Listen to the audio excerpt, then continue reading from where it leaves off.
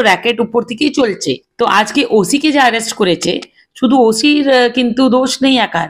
একটা হসপিটালে আপনি সামলাবার মতন পজিশনে নেই, বলছেন আমি টয়লেট বানাবো, আমি এই বানাবো। তার মানে কি এটা কি কোনো গ্রামীণ খেলা চলছিল নাকি? অফিসার ইনচার্জকে কে ইনস্ট্রাকশন দিচ্ছিল, ও কাকে ইয়েস স্যার করছিল, আর ওই ইয়েস স্যার কাকে ইয়েস ম্যাডাম করছিল, সমস্ত জিনিস বেরিয়ে চলে আসবে। মিথ্যেবাদী এরা, উপর থেকে নিচে সব চোর মিথ্যেবাদী এক নম্বরের। তার মানে পোস্টমর্টমের জন্য যা চালান লাগে সেটা ছিলই না, পোস্টমর্টম হয়ে গেল।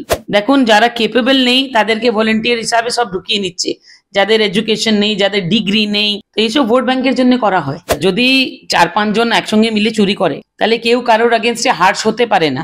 কেন জানে তো, হার্শ হতে যদি যায় তাহলে আমার নাম বলে দিবে। আরজিকর মামলার আজকে সুপ্রিম কোর্টে শুনানি শুরু হয় এবং শুনানির শুরুর পূর্বে আমরা দেখলাম যে এর আগে যেমন রাজ্য সরকারের তরফ থেকে মুখ্যমন্ত্রী বারংবার জুনিয়র ডক্টরের সঙ্গে বৈঠকে লাইভ স্ট্রিমে তিনি বারণ করেছিলেন এবং শেষ পর্যন্ত লাইভ স্ট্রিমিং হয়নি, বৈঠক হয়েছে কিন্তু লাইভ স্ট্রিম হয়নি। আজকে শুরুতেই আমরা দেখলাম রাজ্য সরকারের আইনজীবী কপিল সিবাল তিনিও লাইভ স্ট্রিমিং এ বাধা দিচ্ছে। কেন রাজ্যের তরফ থেকে বারবার লাইভ স্ট্রিমিং এ বাধা দেওয়া হচ্ছে?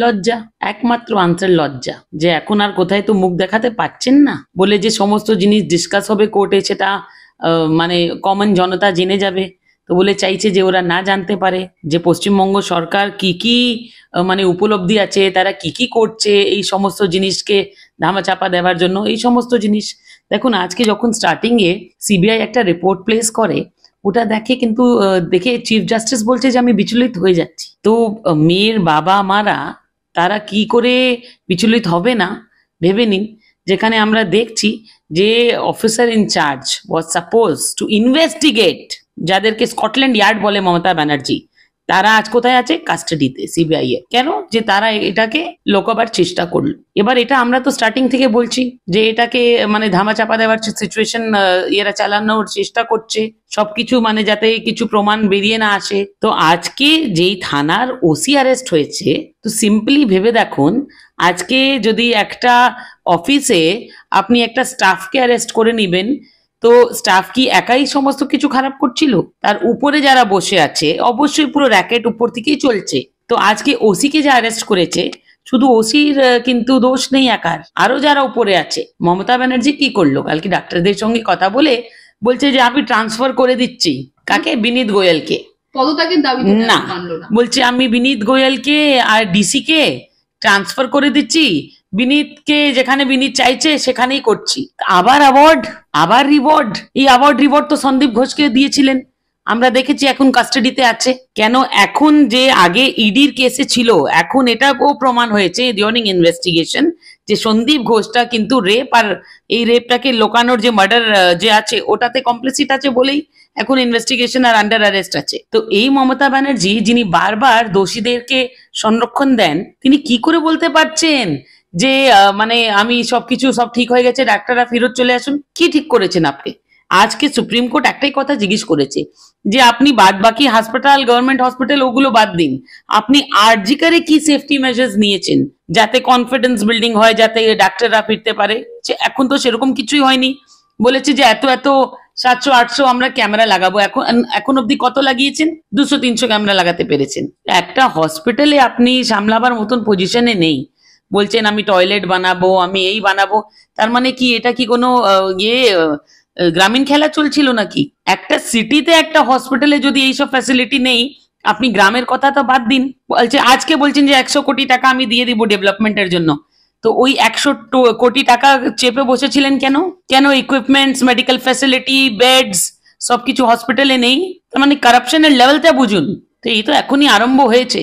আস্তে আস্তে অফিসার ইনচার্জকে কে ইনস্ট্রাকশন দিচ্ছিল, ও কাকে ইয়েস স্যার করছিল, আর ওই ইয়েস স্যার কাকে ইয়েস ম্যাডাম করছিল, সমস্ত জিনিস বেরিয়ে চলে আসবে। এর আগের শুনানিতে 9 সেপ্টেম্বরে সিসিটিভি ফুটেজ নিয়ে প্রশ্ন উঠেছিল, এবারেও প্রশ্ন উঠেছে, যেখানে রাজ্যের আইনজীবী বলছেন যে 7-8 ঘন্টার ফুটেজ সিবিআই কে দেওয়া হয়েছে অলরেডি, তাও 14 আগস্টে। অন্যদিকে সুপ্রিম কোর্টের প্রধান বিচারপতি বলছেন যে রিপোর্ট ইতিমধ্যে তাদের হাতে আছে, সেই রিপোর্টে বলছেন মাত্র একটা সিসিটিভি ফুটেজ দেওয়া আছে, তাও 27 মিনিটের। তাহলে রাজ্যের আইনজীবী হবার পরে তিনি কেন বারবার বক্তব্য মানে পাল্টাচ্ছেন?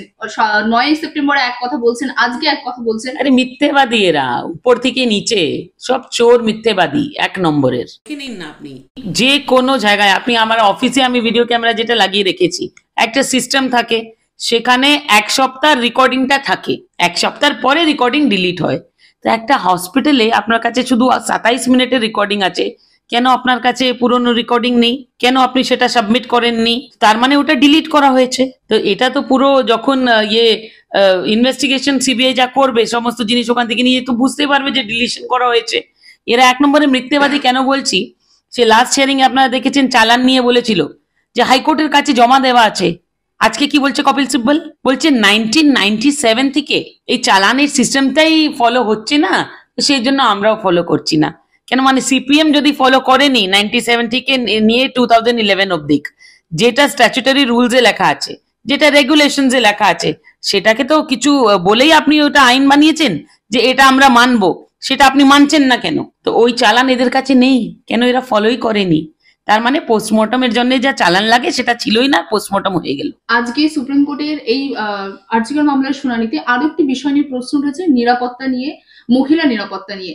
যেখানে রাজ্যের তরফ থেকে বলা হয়েছিল নাইট ডিউটি কম করে দেওয়া হবে, বন্ধ করে দেওয়া হবে একরকম, সেখানে সুপ্রিম কোর্ট বলছে সেখানে নিরাপত্তা না দিয়ে কেন নাইট ডিউটি বন্ধ করা হচ্ছে, যেখানে রাজ্যের মুখ্যমন্ত্রী একজন মহিলা, তাকেও তো কখনো কখনো যেখানে আমরা দেখেছি ঘূর্ণিঝড় বলুন, কোনো কোনো সময় তাকে তো রাতে বেরোতে হয়েছে একজন মহিলা। আমি তো সেটাই নিয়ে যেদিন মমতা ব্যানার্জি এই কথাগুলো বললেন সেই দিনই আমি বললাম যে আমি ওনাকে নিয়ে অনেক চিন্তিত, যে উনিও একজন মহিলা, রাত বেরাত বাইরে কি করে বেরোবেন? যদি সব মহিলাদের নিয়ে এত চিন্তা করছেন, আমারও ওনার অনেক চিন্তা আছে।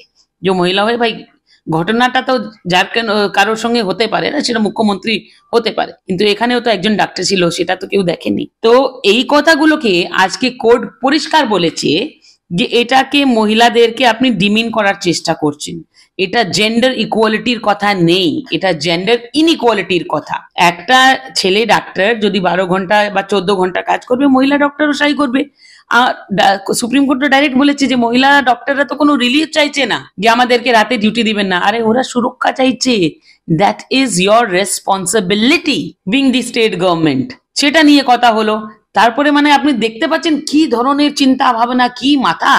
আমি অবাক হয়ে যাই যে মমতা ব্যানার্জিকে এইসব মাথা দেয় কারা? কাদেরকে এত শিক্ষিতদেরকে পাশে বসিয়ে রেখেছে, তারা মাথা দিল নাকি?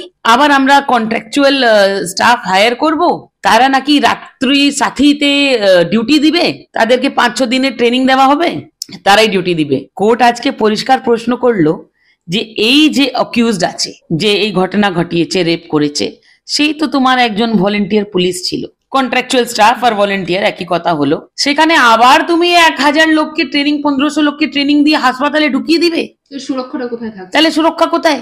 দে are not properly trained, they do not have any responsibility, background verification কোনো কিছু নেই। বলছে আমরা সিকিউরিটি এজেন্সি দিয়ে ব্যাকগ্রাউন্ড ভেরিফাই করাবো।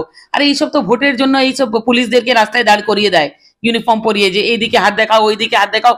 3 দিনের ট্রেনিং এ সবাই ট্রাফিক পুলিশ হয়ে যাচ্ছে। তো আপনি সিস্টেম দেখছেন কি করে চলছে। সেখানে বলছে হসপিটালে আবার ভলেন্টিয়ারদেরকে ঢুকিয়ে দিবে। তো এইসব চিন্তা ভাবনা, এরা রাজ্য চালাবে?